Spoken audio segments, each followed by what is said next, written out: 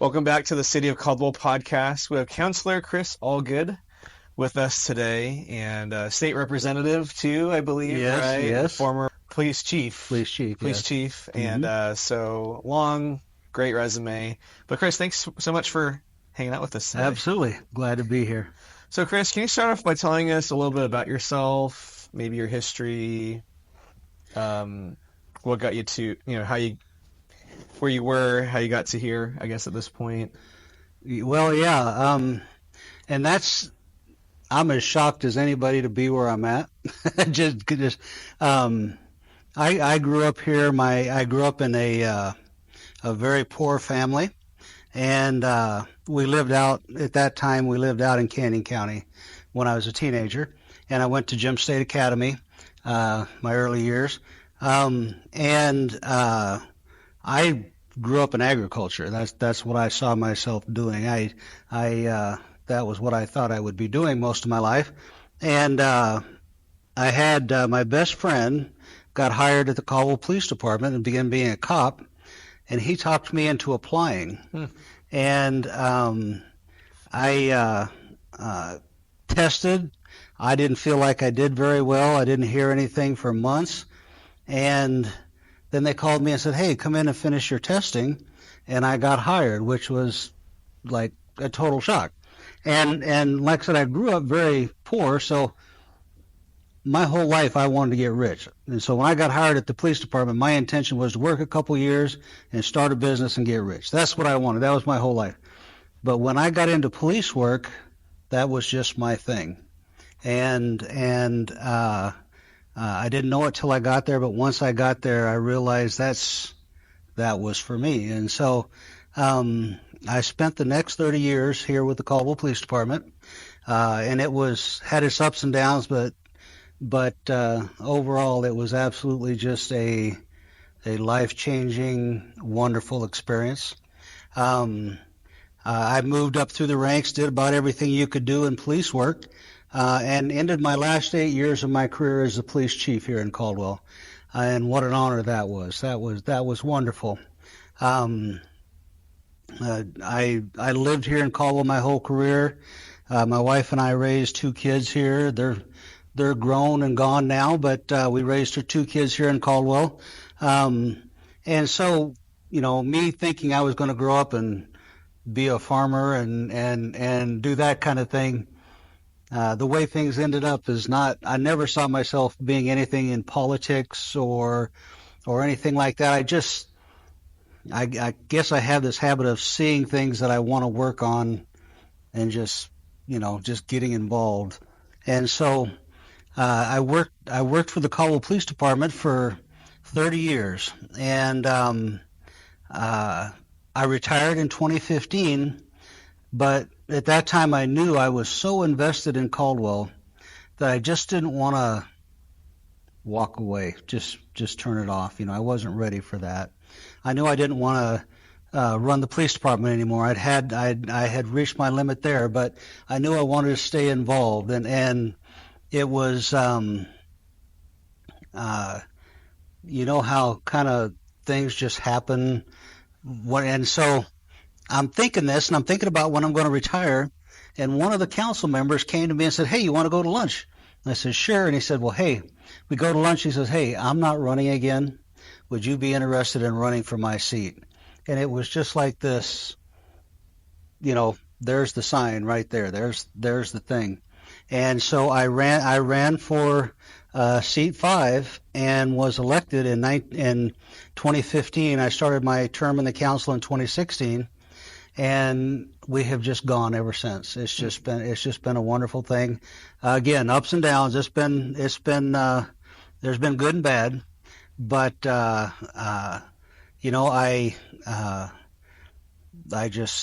I'm so blessed. I'm so fortunate for the way my life has gone that I have no complaints. It's been really wonderful. Right. So. And what made you make the jump from city councilor at the local level to the state? It's kind of that same thing. I had talked about maybe I'll run for something in the state here and there, and I guess I'd shot my mouth off in the wrong places or whatever. I had a state representative come to me and say, hey, with redistricting, there's openings now. You can run an uncontested race. Would you consider running for the legislature in Seat B? And went home and talked to my wife about it, and she was a solid no, but I did it anyway. And and so I campaigned and was elected, and what an interesting experience that was. I knew once I got in there, I did it for a while. I saw how things worked. I became more comfortable at it. I felt like I was pretty competent at it, but I knew it wasn't my cup of tea. I prefer being here in Caldwell, and that's why I didn't run again. Is I got over there and I feel like I did a good job, and a lot of great people over there, but I knew I would be more effective and more fulfilled at this level, being in Caldwell. This is just home, and so I decided not to run again and just stay with the council, and I feel like so far that's been a very good decision. Right. Yeah. So what's it like for the majority of us who've never been a city councilor before? What's life like as a councilor? And then give us some insight. What's life like as a state representative? Well, life as a councilor has changed a lot in the last 10 years. We didn't have a lot going on in Caldwell years ago. That we didn't have much money. We didn't have a lot of parking issues. We didn't have heavy traffic, things like that. And so, but we were working very hard to get there. Mayor Nan Colas was working day in and day out to put this city on the map, and he was doing a very good job. And so it was not as hectic as it is now. Now that we've been discovered and we're growing like we are, the decisions are bigger, affect more people. It's much less of a part-time job than it used to be. There's a lot more work to do now. It's good. I mean, this is one of the reasons I ran for the council this last time. Is I feel like we're very much in a critical point in the growth of Caldwell and how we do that. And me having the historical knowledge and knowing where we've been and where we're at now, I feel like I can offer some very good insight into moving forward into the future. And so today, as a city council member, we spend a lot more time in meetings, a lot more time visiting with the public, and making bigger, more critical decisions. It feels like, and again, this day and age, everybody feels free to give you several opinions on every single thing you do. I don't look at social media kind of for that reason. If you want to talk to me, give me a call or come see me or whatever, but I'm here because I want to see Caldwell continue in this path of the place to be. I raised my family here. Many people are raising their families here. And I want people to come to Caldwell as seeing this a place where they can buy a house and stay for a long period of time, and successfully have a good life, Yeah, exactly. And so what's life like as a state representative? The state representative life is very different in that during the year, as in right now, there's some things going on, but it's pretty light. But come the 1st of January, it is just go, go, go all the time, meeting to meeting to meeting to meeting. And through the session, it is just extremely hectic. And, like last session, there was probably between the House and the Senate, there was probably 500 bills printed. And you have to stay on top of that and pay attention to what's coming, and things are changed. And it is a very hard job. People make fun of politicians. People say, there's all kinds of things all kinds of jokes about politicians. But when you're making those decisions every day, all day, and expected to know what you're making a decision on every day, all day, it is hard. It is very hard. And one day, not this legislative session, but the one before, we had a controversial bill coming up, and I got 800 emails in one day on one bill.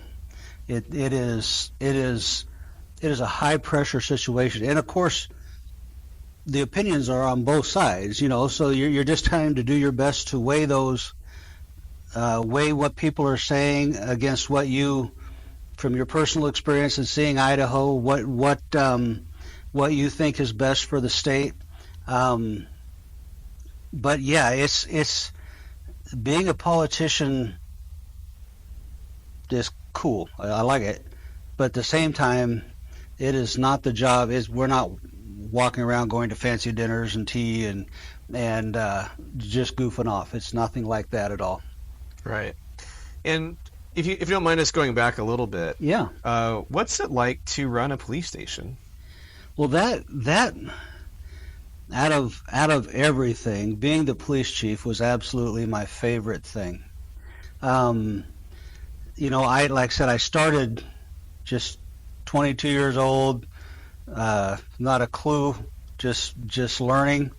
And I did patrol work, I did detective work, I worked in the schools as a school resource officer. I did everything, but being the police chief, and I don't want to sound bad or whatever, but when you're working with police officers every day, you're working with a bunch of type A personalities, and you're working with a quality of people that these guys and girls go out every day and night, doing the most dangerous of things. And I can remember laying in bed at night as a police chief, just thinking about my people out on the street and what they were doing, and kind of being in charge of that and taking care of that is just such a big honor and such a challenge. I mean,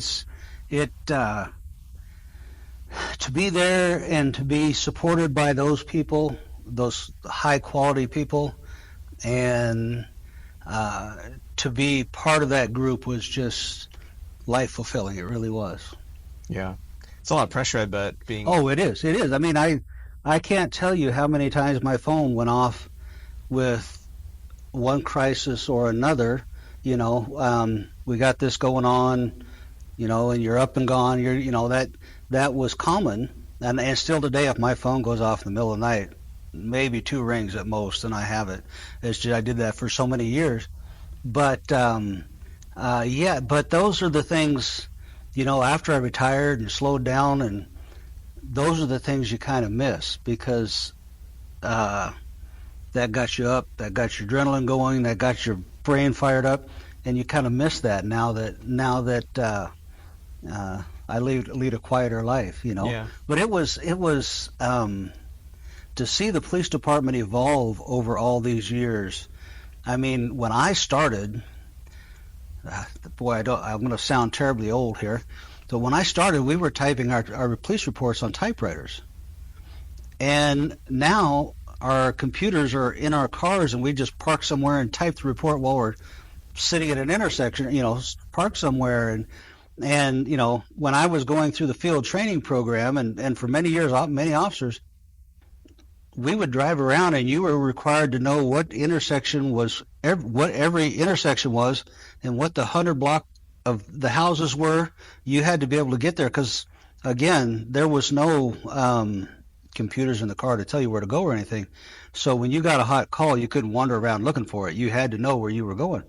And these days, again, where you're going pops up on the screen. Dispatch can see where you are and tell you where you need to be. And the transition and the quality of officer is amazing. I mean, we have such good men and women doing that job these days. I just am so proud of them. Oh, great.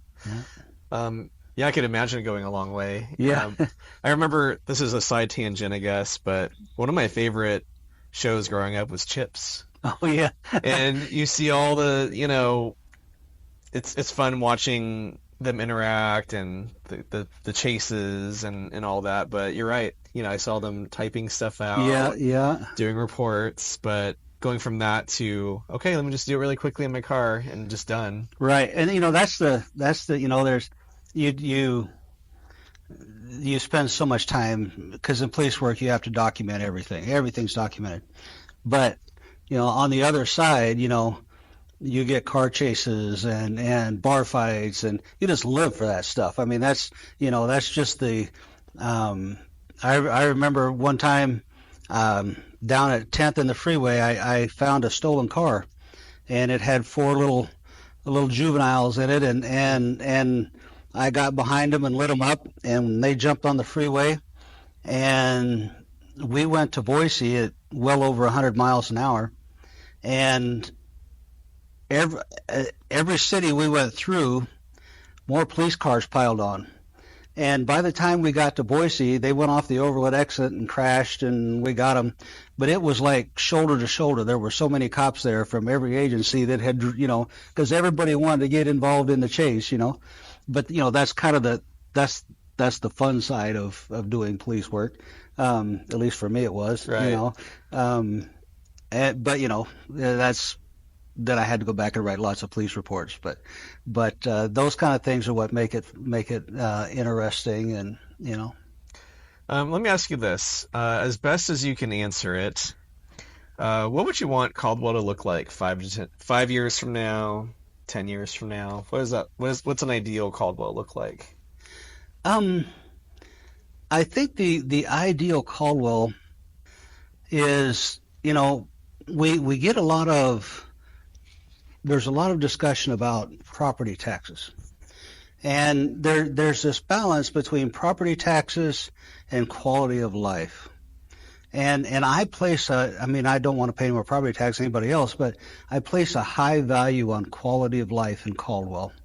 And so the Caldwell I would like to see is a Caldwell where the families that live here and families from other places can come here and enjoy themselves, have a good meal, go to our parks, and it's just some place where people want to come and be.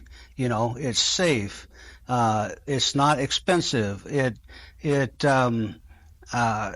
is a place where people make memories. The downtown that we've developed, in my opinion, is a good start. I want to see that grow.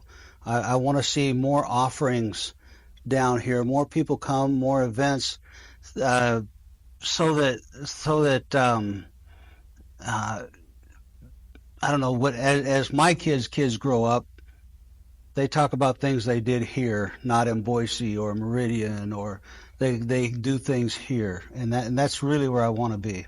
Keep them here. Absolutely, yeah. We went through such a long time where Caldwell was very rough, Cole was very dangerous. We're not that at all anymore, and I want us to capitalize on that and emphasize the fact that this is just a great place to be now. I think the secret's almost out at this I point, think right? so. Yes, So, I think so. Yeah, and we've seen this huge growth really fast, and that's been quite a challenge. That's I talk about I want to see our downtown grow. We have more people downtown now than we've ever had as long as I've been here, and it has created a lot of big decisions to be made and how to handle it. But it's a great problem to have, because I was here when downtown was just a bunch of empty buildings and nobody wanted to be down here, and this is definitely the better. I feel the pain too. I have people tell me that, oh man, I wish Caldwell was the way it used to be. I hate this traffic. Well, the way that it used to be was not great. I was here when it was not great, when it was dangerous, when again buildings were boarded up. I prefer Caldwell today. So you'll take the congestion, Yes. and the influx of people for the quality that we have down Yeah. here. Instead of boarded up windows and just dive bars downtown, and nobody after dark, nobody would come down here. That was not the Caldwell that anybody wanted to be at. That's a great perspective to have, because I think there's some people out there that maybe they oppose growth or change. Hmm. But kind of to your point, there has been some growth and there has been some change for the good. Right, right. And yeah, there are some growing pains with it, but it's night and day compared to what it was. Yes, yes, yeah. Uh, Back in those days, um, there was so much that we wanted to do, so much that Marinan Colas wanted to do, but because there was nothing going on here, there was no tax base to do it with. There just was not the funds to make those improvements that needed to be made.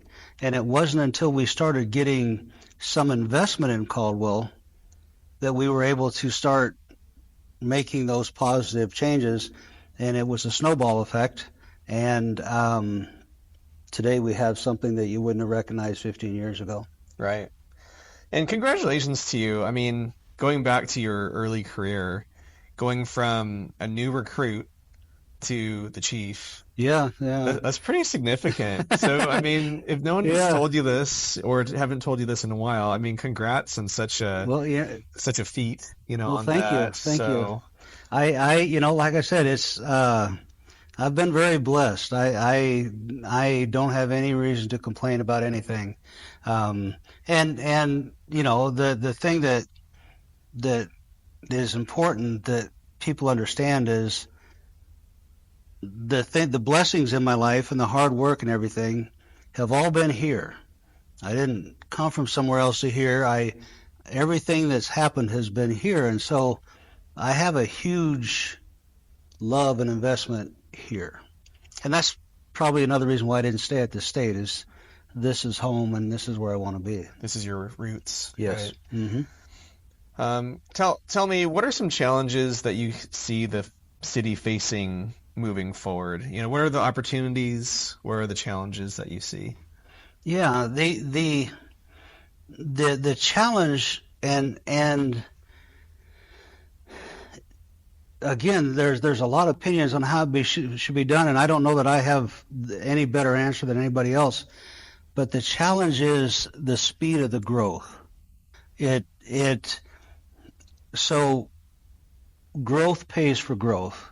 If you can't build new roads until you have houses there to pay for it, and you can't as when we first started out years ago, and when urban renewal was very new, and it was out just past Flying J out in that area, we knew we had people that wanted to build out there, that wanted to invest, but the city did not have enough money to put infrastructure out there. We just were broke.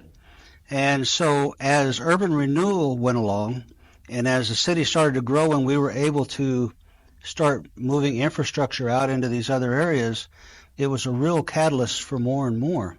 Well, today it is making sure we now have the money to do that infrastructure, but we have to make sure we don't go too fast to get ahead of ourselves.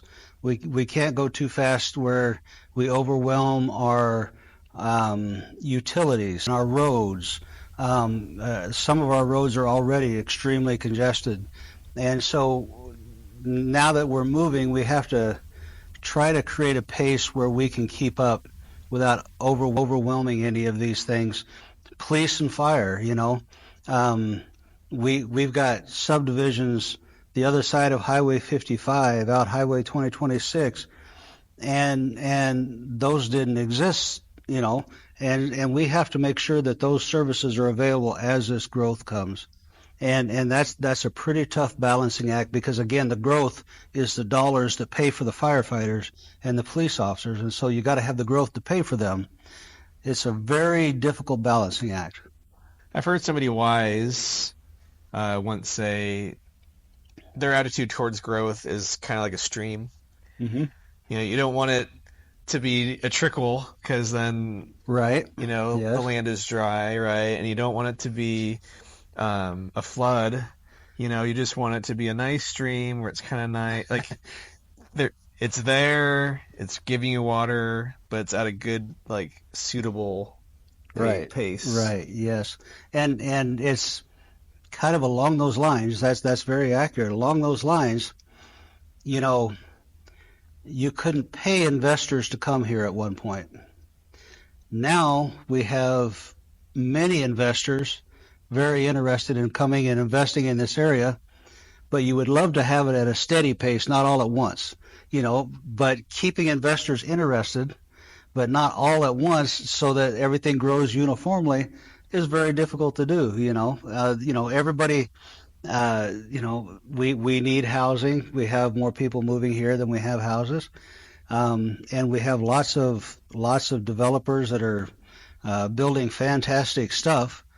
But again, if they build it faster than we can provide the services, then the council needs to slow down and say, wait, let us catch up a minute, and then we'll go again. Right. That's a good point. I'm going to switch gears just a little bit. Yeah. So as you stood up here, what's something that you wish the public would know about the council meetings or the council, or maybe there's some things you're like, man, I think they need to know this, that I don't get to say this much, but maybe here are some things that might help, them understand better. Right. Yeah. Boy, that's a tough one. I think what I would love people to know is, as we sit up here and people come to us and make presentations for, say, a new development, or we have some change we're going to make, a lot of times we only have a short period of time to hear it and make a decision. And so we really have to rely on our experience and knowledge of what we're doing in Caldwell and kind of the mission when we're doing that kind of thing, because again, a developer will come in with 400 houses and say, we want to put 400 houses here. Well, prior to getting the council packet on the Thursday before, we have not heard of that before. So we have just that period of time to make a decision. Is this the right thing for Caldwell? And sometimes I believe if you watch, you'll see that the council will hold off and say, well, we need some more time to discuss this, because they're such big things. But that is why I feel it is important as counselors that we have some investment and some understanding of Caldwell and what we're doing. We need to be going kind of in a similar direction, because if we become fractionalized where we're doing different things, it's tough for people making these presentations to know what's coming. I believe it's important that our goal for Caldwell is very similar. Right. Another question I had for you is, what would you say is Counselor 101? If somebody was considering running for council one day, or if somebody was thinking, gosh, like, what is that for me? What would be just like a very basic Counselor 101? What would that look like? I've had that question a number of times before, people interested in running for council.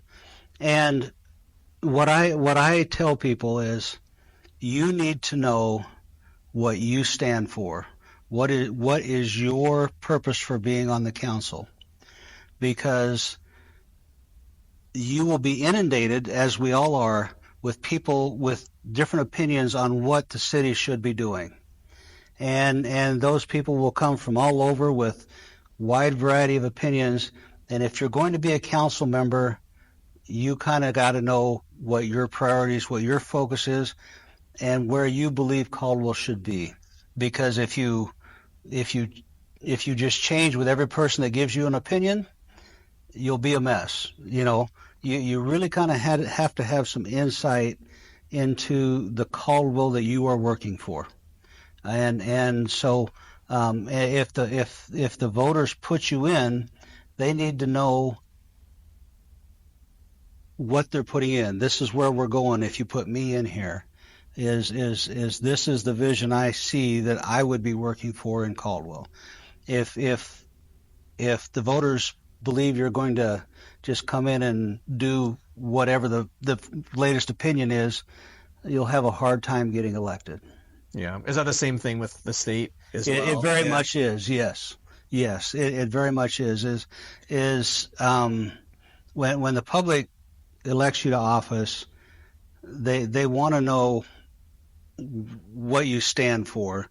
I like what this guy stands for. I would like that person to represent me. And if you don't have a clear vision of that, you need to get it before you run for office. Right. Well, Chris, was there anything else that you feel like we didn't cover, but you wanted to just plug or promote or just kind of put out there? No, you did a great job. This has been fun. I just really, I know there's lots of people that disagree with me, but I just want people to know that I'm all in for Caldwell. Always have been, and I hope I'm doing a good job. Yeah, and to your point, we're not going to agree with everyone on everything, but we can still have respect for one another, and we can still try to work together for the common good, right? So, yes, absolutely. Great. Well, Chris, thank you so much for joining us today, and we learned a lot. So hopefully maybe with the elections coming up next year for some of the councilor seats, some people out there might, go, okay, that's a good blueprint. Or maybe I was thinking about it and I'll rerun or I'll be a new, candidate and just give it a try. So it doesn't pay much money, but the ability to be involved and get to see these changes happening and be a part of it is a big honor. I mean, it is worth the effort by all means. Well, thank you for investing so much in this community. Absolutely. And not just the community, just helping people. It doesn't even have to be Caldwell specific, just people at large. So whether it be, policing, whether it be counseling, whether it be legislating. So just thank you so much for your service and just investing in, a good Idaho, to live in. Yes. So, well, thank you. Thank you very much. It was fun.